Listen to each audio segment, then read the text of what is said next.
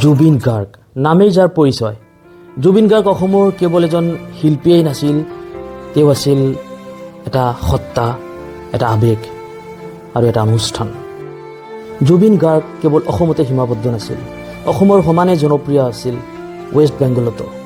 বলিউডতো এটা সময়ত খলকনিৰ সৃষ্টি কৰিছিল। ওচৰ চুবুৰীয়া ৰাষ্ট্ৰসমূহতো আছিল তেওঁ ব্যাপকভাৱে জনপ্ৰিয়। তেওঁৰ মৃত্যুত কেৱল অসমতে শোকৰ ছাঁ পৰা নাই, শোকৰ ছাঁ পৰিছে গোটেই ভাৰতবৰ্ষতে। শোক প্ৰকাশ কৰিছে প্ৰধানমন্ত্ৰীৰ পৰা আৰম্ভ কৰি ৰাহুল গান্ধী, বলিউডৰ প্ৰখ্যাত শিল্পী এ.আৰ. ৰেহমান, প্ৰীতম, বাদশাহ সকলোৱে প্ৰকাশ কৰিছে শোক বাৰ্তা। প্ৰখ্যাত অভিনেতা আদিল হুছেইনে এক চেণ্ডেলত লিখিছে, আমি হিপুৰীত লগ নোপোৱালৈকে তোমাৰ ধুনীয়া কণ্ঠৰে দেৱ দেৱীসকলক গীত পৰিৱেশন কৰি সুখী কৰি ৰাখা। আমি সকলোৱে সংগীত জগতৰ এটা উজ্জ্বল নক্ষত্ৰক হেৰুৱালোঁ।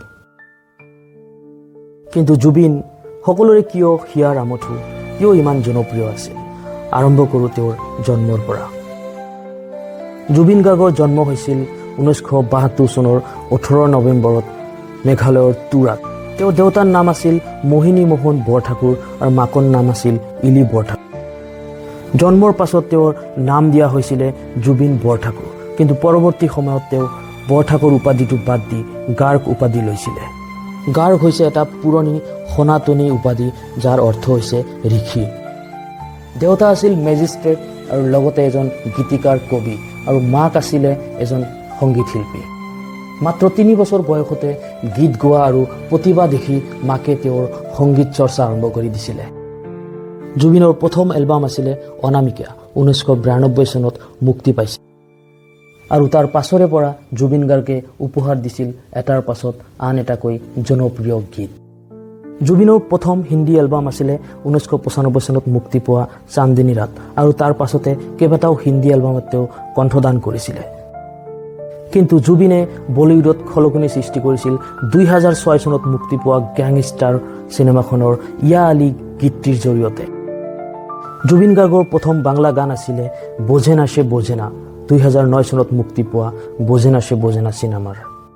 মন ভাঙা আইনা, মন মানে না আদি শ জনপ্ৰিয় বেংগলী গীত গাই জুবিন গাৰ্গ বেংগলতো হৈ পৰিছিল জনতাৰ হিয়াৰ আমঠু। জুবিন গাৰ্গে 40টা ভাষাত মুঠ 38,000 গীত ৰেকৰ্ড কৰিছে। কেৱল এইখিনিয়ে নহয়, গীত গোৱাৰ সমানে সমানে তেওঁ পাৰদৰ্শী আছিল বাদ্যযন্ত্ৰ বজোৱাটো। হাৰমনিয়াম, গীটাৰ, তবলা আদিকে কৰি মুঠ 12বিধ বাদ্যযন্ত্ৰ তেওঁ বজাব জানিছিলে। জুবিন গাৰ্গৰ প্ৰতিভাৰ তালিকাখন এইখিনিতে শেষ হোৱা নাই। তেওঁ একেলগে আছিল এজন গীতিকাৰ, সুৰকাৰ, এজন সুদক্ষ অভিনেতা, চিনেমাৰ পৰিচালক, আনকি প্ৰযোজকো। জুবিন গাৰ্গে প্ৰথম পৰিচালনা আৰু অভিনয় কৰা অসমীয়া ৰোমেণ্টিক চিনেমাখন হৈছে 2000 চনত মুক্তি পোৱা তুমি মোৰ মাথো মোৰ, আৰু 2004 চনত তেওঁৰ প্ৰথম প্ৰযোজনা কৰা চিনেমা দীনবন্ধু মুক্তি পায়। ইয়াৰ পৰৱৰ্তী সময়ছোৱাত জুবিন গাৰ্গ ব্যস্ত হৈ পৰে বলিউড আৰু টলিউডত। বলিউড আৰু টলিউডত খুব কম সময়ৰ ভিতৰতে তেওঁৰ যাদুকৰী কণ্ঠৰে আকাশচুম্বী জনপ্ৰিয়তা লাভ কৰিবলৈ সক্ষম হয়। 2006 চনত ইয়া আলী গীতটিৰ বাবে বেষ্ট প্লেবেক ছিংগাৰ এৱাৰ্ড পাবলৈ সক্ষম হৈছিলে।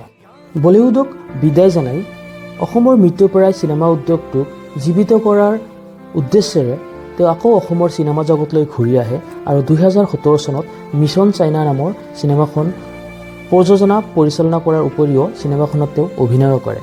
তাৰ পাছতে 2019 চনত কাঞ্চনজংঘা, 2023 চনত ডক্টৰ বেজবৰুৱা 2 নামৰ চিনেমাৰ দৰে ব্লকবাষ্টাৰ চিনেমা অসমবাসীক উপহাৰ দিয়ে। 2002 চনত জুবিন গাৰ্গে গৰিমা শইকীয়া গাৰ্গৰ সৈতে বিবাহপাশত আবদ্ধ হয়। তেওঁলোকৰ সতি সন্তান নাই যদিও ছ'চিয়েল মিডিয়া আৰু বিশেষ কিছু সূত্ৰৰ পৰা গম পোৱা যায় যে তেওঁলোকে 15 জনতকৈও অধিক অনাথ শিশুক তুলি লৈছে। এতিয়া আহিছোঁ এটা প্ৰশ্নলৈ, জুবিন গাৰ্গ ইমান জনপ্ৰিয় কিয় আছিল? এতিয়ালৈ আলোচনা কৰা অকল সংগীত আৰু চিনেমা জগতত থকা তেওঁৰ এই অৱদানবোৰৰ বাবেই তেওঁ ইমান জনপ্ৰিয় আছিলনে? উত্তৰটো হৈছে নহয়। সংগীত আছিল কেৱল এটা মাধ্যমহে, যাৰ জৰিয়তে তেওঁৰ চিন্তা, বাৰ্তা প্ৰতিজন অসমীয়াৰ হৃদয়ত গৈ পাইছিলগৈ। জুবিন গাৰ্গ কেৱল এজন শিল্পীয়ে নাছিল, জুবিন গাৰ্গ আছিল অসমীয়া সমাজ জীৱনৰ এক অবিচ্ছেদ্য অংগ, অসমীয়া কলা কৃষ্টি সংস্কৃতিৰ বাহক। তেওঁ কোনো ৰাজনৈতিক দল বা কেতিয়াও কোনো ৰাজনীতিবিদৰ তুষ্টিকৰণ কৰা নাছিলে। তেওঁ কাকো খাতিৰ কৰা নাছিলে। তেওঁৰ বাৰ্তা আছিল স্পষ্ট, ঘেণ্টা, কাকো খাতিৰ নকৰোঁ। যেতিয়াই অসমবাসীৰ ওপৰত কোনো দুৰ্যোগ আহিছিলে, জুবিন গাৰ্গে সদায় আৰ্ত জনতাৰ কাষত থিয় দিছিলে। জুবিন গাৰ্গ হৈ পৰিছিলে আৰ্ত জনতাৰ ত্ৰাণকৰ্তা, এক কণ্ঠ। তেওঁৰ উপাৰ্জনৰ অধিকাংশই খৰচ কৰিছিলে দুখীয়া জনতাৰ চিকিৎসা, দুখীয়া ল'ৰা ছোৱালীৰ স্কুল কলেজৰ ফিজ আদিত। বানপানীৰ সময়তো তেওঁ আৰ্ত জনতাৰ কাষত সদায় থিয় দিছিল। আনকি ক'ভিডৰ সময়তো তেওঁৰ দুমহলীয়া ঘৰটো চৰকাৰক আইচলেশ্যন চেণ্টাৰ বনোৱাৰ বাবে অফাৰ কৰিছিল। জুবিন গাৰ্গ আছিল এজন প্ৰকৃতিপ্ৰেমী। তেওঁ গছ গছনি, সাগৰ নৈ, জীৱ জন্তু সকলোকে মৰম কৰিছিল। আনকি গছকো সাৱটি ধৰি মৰম কৰিছিল।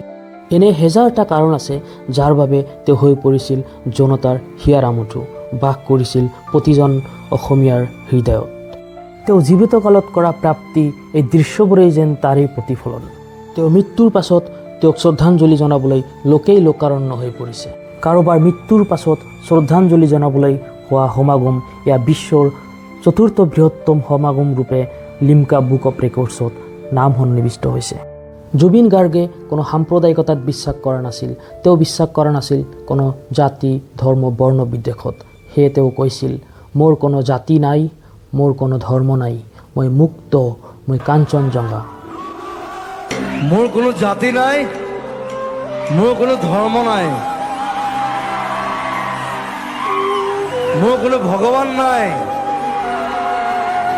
মই মুক্ত, মই কাঞ্চনজংঘা।